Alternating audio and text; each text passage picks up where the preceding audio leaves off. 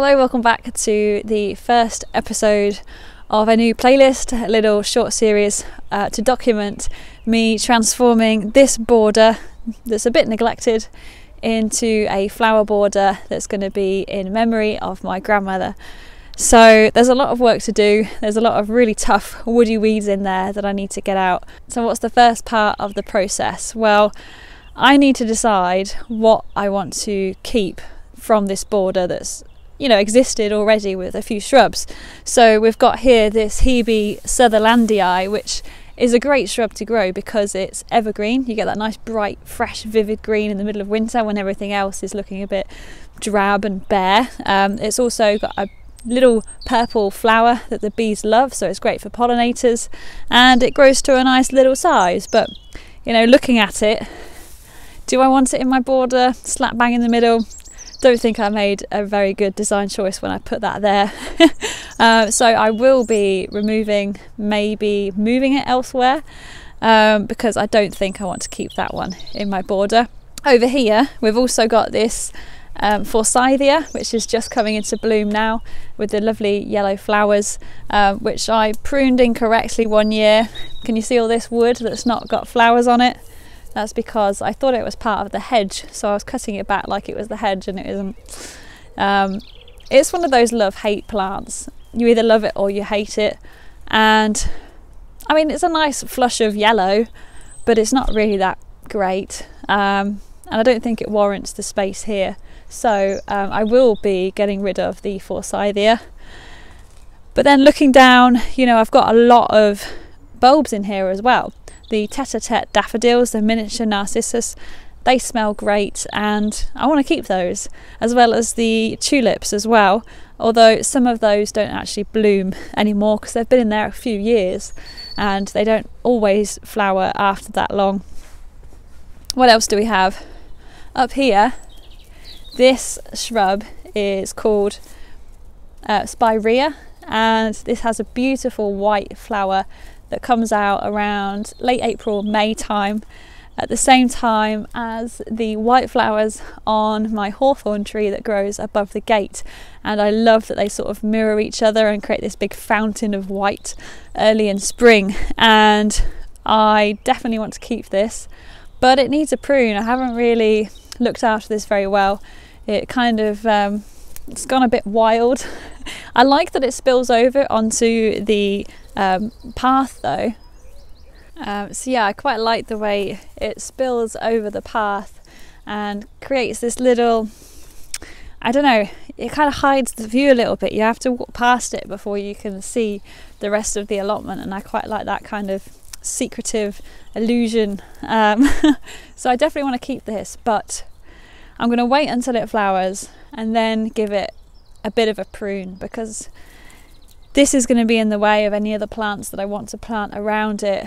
And if I later decide that I want to move it, so be it, but I really want to see these flowers in spring. So yeah, bit of maintenance after the flowering of this one. Also right here we have a wild rose. This is the Rosa rugosa, which is part of the hedge, and it's just gone a little bit wild. It's crept underneath and suckered, so it now blooms on my plot rather than in the hedge, which I don't mind because it's a beautiful full flower.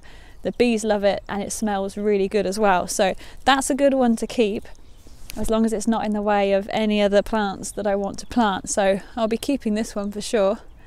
And the mixed hedge, by the way, is made up of this rose, which is like a wild rose. We've also got a bit of hazel and also a bit of hawthorn mixed in as well. But behind this, we've actually got a shrub that I can't remember the name of. It's got really dark burgundy foliage, and I'm going to get rid of that because it's too big. It's a big sort of dark blob, and I don't want that darkness in here. So that will be coming out, which is actually means it's growing with the rose in the same space, so I might have to dig this up after all.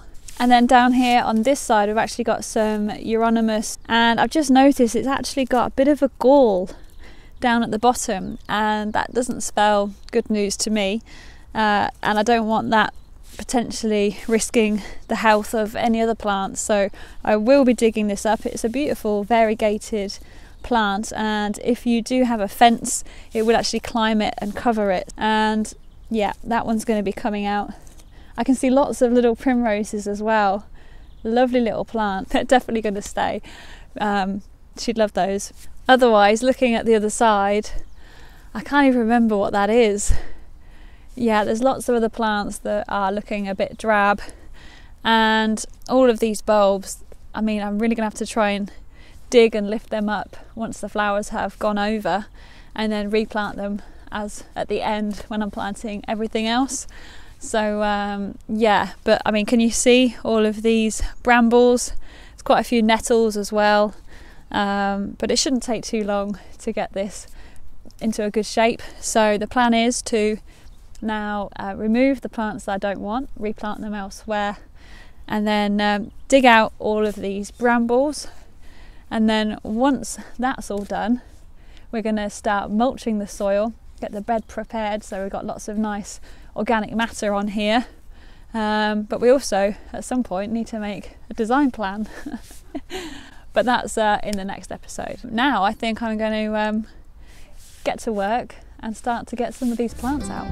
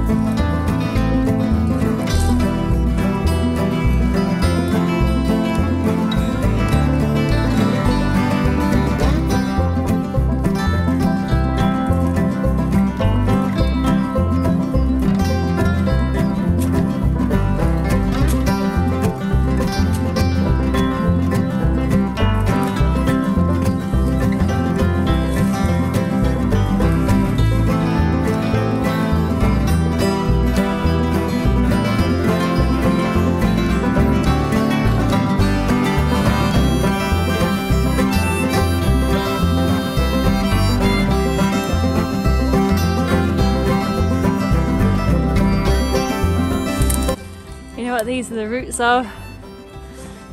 Horrible gangly roots. It's bindweed. We don't like bindweed.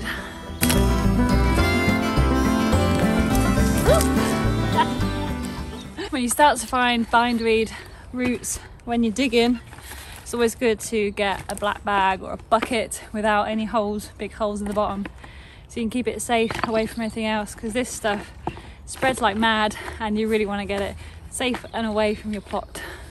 There's a great clump of brambles down here, and you can see how they're all branching off from the same root that's going underground, and they're just sort of running down in a line that way. And if you're wondering, by the way, she's got our gloves on. What a loon. It's for a good reason. This hand is made of thicker, tougher leather, which is great for pulling up brambles and nettles so I don't get stung or caught on those little thorns on the brambles. And then this one is for more fine-tuned weeding or picking out of things, so I can be dexterous and sort of laborious at the same time. So yeah, I've just got to get the rest of these brambles out. It's just a shame to lose all of those flowers, so what I think I'm going to do, I mean, they're approaching the end anyway, so I'm going to cut them all back to the ground, take them home, smell them, enjoy them, share them downstairs with my flat neighbours. I'll put some out, and if they want to take them, they can take them. And yeah, I think that's the best way of going about it, and then I can easily replant the bulbs rather than risk crushing all those beautiful flowers. I'll just enjoy them at home from now instead. But first, these brambles. These roots are ridiculous, and it just goes to show why you shouldn't really, if you see a bramble shooting where it shouldn't be growing, just get on it ASAP. Don't leave it, else they get too big.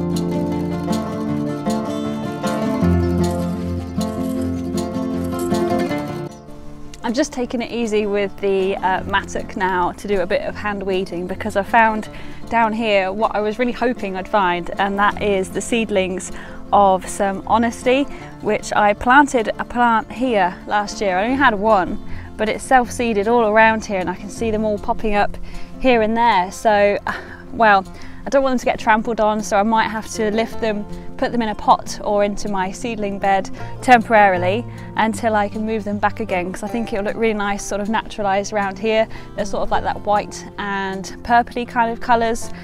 But yeah, it's so good to see lots of this honesty. Down here underneath my old plum tree, which is where I now feed the birds, I've got a lot of rocks and logs stacked up, and the idea being that it's a place for wildlife to take shelter, particularly small mammals like little mice, and also reptiles and amphibians like the newts and the frogs. They might like to hibernate underneath all of this over winter, which is why I've left this until quite late to move. I didn't want to move this too early in case I disturbed anything underneath it, but now I'm going to move them to another location, and I'm not too worried because I've also got lots of rocks here right next to the pond as well. They're not going to be short of hiding places, and we're going to plant this up as well, so it's going to be quite a long curve here next to my border. So yeah, now it's time to move these and get it weeded, because I know there's quite a lot of nettle and maybe even some bindweed underneath, which I'm going to have to deal with.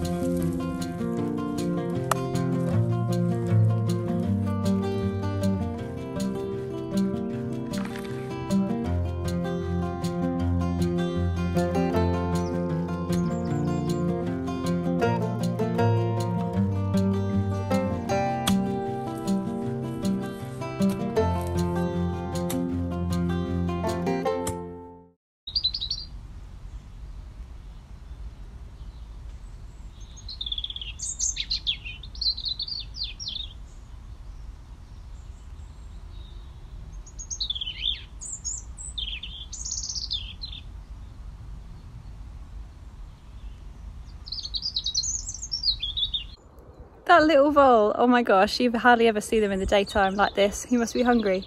And now I feel really bad because I figured out that he must dart from that wall where he hides by the pond underneath all those rocks that I've literally just moved to probably clear up all the birdseed that falls onto the floor.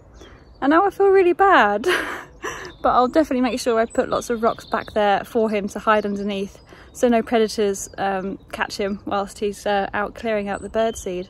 But better voles than rats. I really don't mind having voles, they're so sweet. Sorry Voley, I'll put them back soon.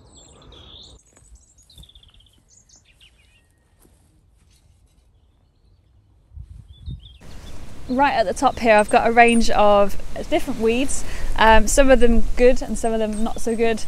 We've got some nettle here, obviously that's fantastic for the pollinators, things like butterflies that lay their eggs on them. I always like to leave a patch of nettles here on my allotment. I will be digging this patch up just so I can see what else we've got underneath here, but I know that they're going to come back in some shape or form through the hedge anyway from my neighbour's side. We've also got this dog's mercury, which you'll commonly find in woodland. It's a sign of an ancient woodland and it grows beneath trees such as hawthorn, hence why it's here. I don't mind this being here, it's a good ground cover, and you've got to think that this ground is directly beneath the tree. The trunk is just there, so the ground is going to be very compact, it's going to be very dry, and it's going to be competing for nutrients and moisture from the tree, whatever I plant here. So I'm not really going to be planting much directly underneath the tree for that reason, so this does make a good ground cover.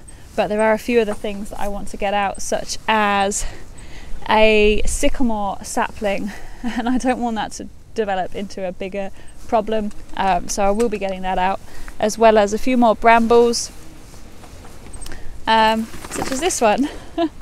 So yeah, a range of things going on here. I'm just going to clear it back a little bit so I can see what space I have to work with.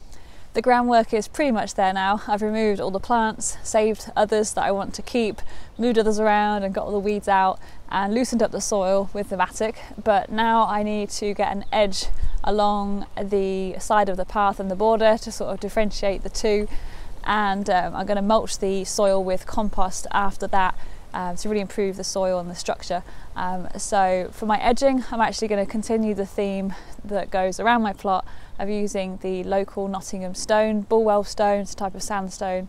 You see it all over my allotment. I'm going to be using different sized pieces of rock. Some are small, some are large.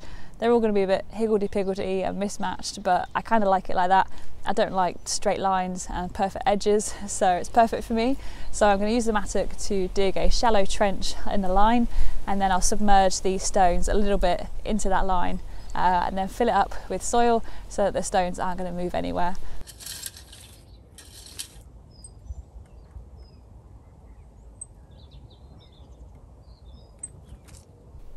The new border is really starting to take shape now, but I want to give it a nice mulch of compost so that it feeds the soil, suppresses the weeds and helps retain all of the moisture in the soil and feeds all those microorganisms in it as well. So I could do this also after I've planted the plants, but it's going to be a lot easier to do it now whilst there's no plants in here. I'm not going to trample anything, so it's just a case of tipping out all the bags onto the surface, spreading it out evenly, and then yeah, it's good to go. Well, as you can see, the border is now all fully prepared. I've just got that big bag of rubbish to remove at some point, but it got pretty heavy and now I'm quite tired. So thank you very much for watching my bed prep video. On the next instalment of this mini series, you'll find out all about my design and planting plan for this bed that is here to commemorate my grandmother. So you'll hear all about the plants that I want to use and how I'm going to arrange them and my thought process basically. So yeah, that's coming up on the next instalment of this little mini series. Thank you very much for watching and I'll see you next time.